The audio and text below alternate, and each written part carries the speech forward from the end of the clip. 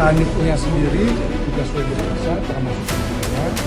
Nanti hasilnya kami sampaikan. Terbukti bahwa kedua orang anggota itu melakukan tindak kekerasan terhadap dua orang korban.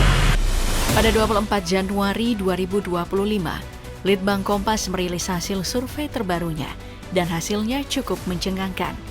Polri tercatat sebagai institusi negara dengan citra paling buruk di mata publik. Situasi ini langsung mendapat perhatian Presiden Prabowo. Dalam rapat pimpinan TNI Polri, ia dengan tegas menekankan bahwa aparat harus benar-benar mengabdi kepada rakyat, bukan sebaliknya. Rakyat mengerti bahwa pada saatnya bila diperlukan, saudara-saudara harus rela menyerahkan jiwa dan raga saudara. Namun hanya dalam 3 bulan pertama tahun 2025, berbagai kasus besar yang menyeret nama Kepolisian Republik Indonesia justru menjadi sorotan. Publik pun semakin mempertanyakan integritas institusi ini. Yang mungkin paling mengejutkan adalah kasus yang dilakukan oleh seorang Kapolres di Kabupaten Ngada, Nusa Tenggara Timur, AKBP Fajar Widyadharma Lukman Sumat Maja. Ia disebut menggunakan obat terlarang, melakukan perbuatan asusila di bawah umur, hingga merekam dan menyebarluaskan aksinya tersebut. Kronologi pengusutan kasus ini bermula saat ada laporan Divisi Hubungan Internasional Polri pada Januari 2025 dari pihak berwajib Australia terkait konten video perbuatan asusila ini yang pelakunya mengarah ke AKBP Fajar. Setelah dilakukan penyelidikan, AKBP Fajar benar terbukti melakukan hal tersebut terhadap 3 anak di bawah umur dan 1 orang dewasa berusia 20 tahun. 3 anak di bawah umur ini antara lain berusia 6 tahun, 13 tahun, dan 16 tahun. Bukan cuma itu, AKBP Fajar juga merekam dan menyebarluaskannya ke sebuah situs terlarang di Australia. Akibat perbuatannya ini, ia dipersangkakan pasal berlapis dan ditahan di rutan Bareskrim Polri.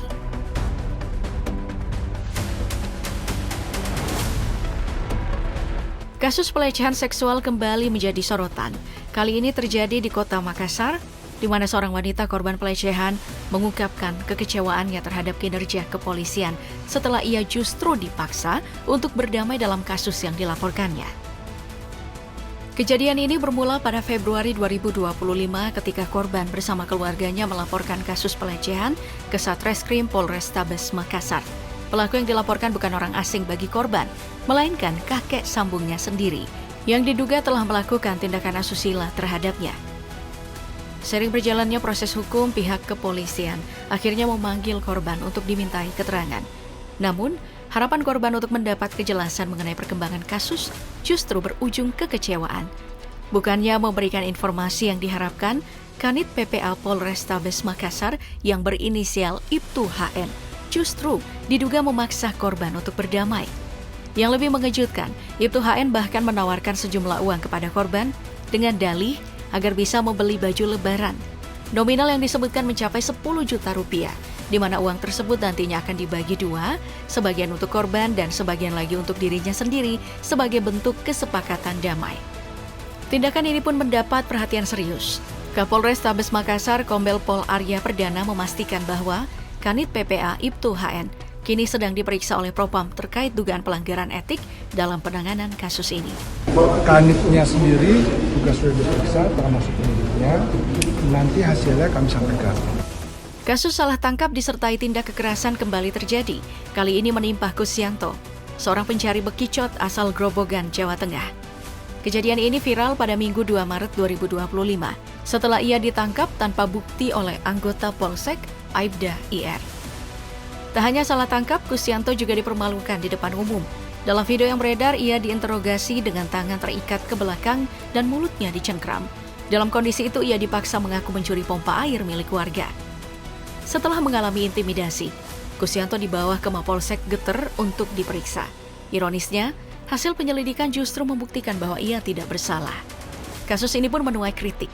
Aibda IR kini diperiksa oleh Propam Polres Grobogan, sementara Kapolres Grobogan, AKBP Ike Yulianto, mendatangi rumah Kusyanto untuk meminta maaf.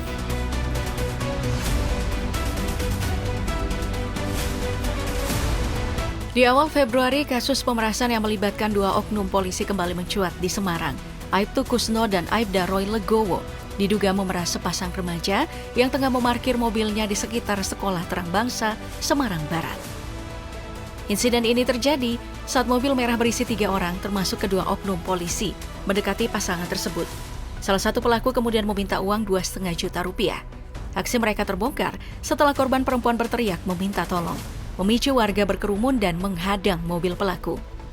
Tak hanya itu, warga yang berusaha membantu sempat diancam akan ditembak.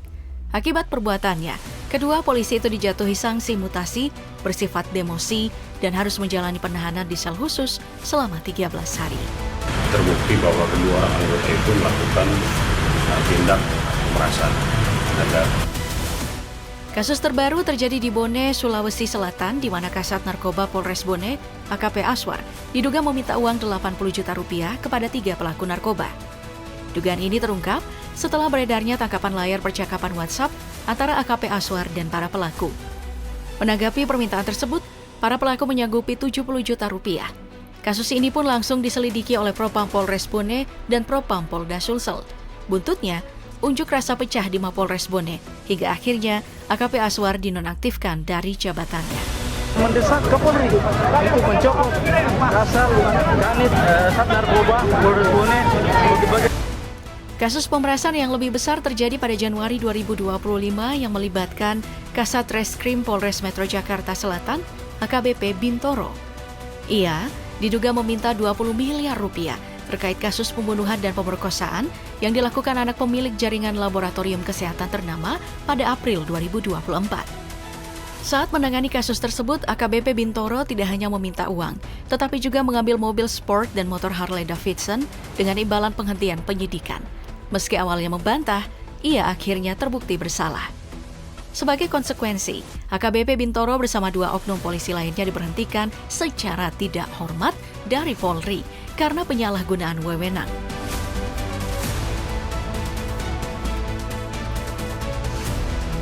Kasus yang kini naik ke tahap penyidikan adalah penganiayaan terhadap bayi berusia 2 bulan yang diduga dilakukan oleh ayah kandungnya, seorang anggota polisi berinisial Brigadir AK.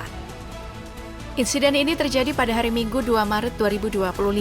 Saat itu ibu korban, DJ, menitipkan bayinya kepada Brigadir AK di dalam mobil sementara ia berbelanja.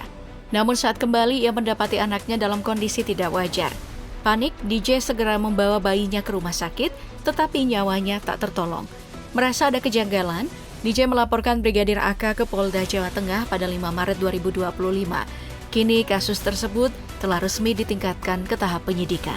Terus kan sudah naik penyidikan. Penyidik mempunyai keyakinan terhadap dugaan tindak pidana tersebut. Dari banyaknya kasus ini terlihat jelas bahwa semboyan Polri mengayomi, melindungi, melayani seharusnya menjadi pedoman utama dalam menjalankan tugas. Namun, realitas di lapangan justru menunjukkan ketimpangan besar antara janji dan praktik. Polri semestinya hadir sebagai pelindung bagi seluruh masyarakat, terutama kelompok rentan seperti korban kekerasan, anak-anak, dan masyarakat miskin tentunya.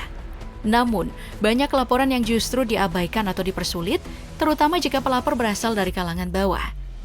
Dalam hal pelayanan, warga berhak mendapatkan proses hukum yang cepat, adil, dan transparan. Namun, kenyataannya, tak sedikit laporan tentang oknum polisi yang meminta uang untuk mempercepat proses atau bahkan menggugurkan perkara. Akibatnya, kepercayaan masyarakat terhadap Polri terus menurun. Banyak yang merasa hukum itu tajam ke bawah, tumpul ke atas. Kritik terhadap hal ini pun kerap berujung intimidasi.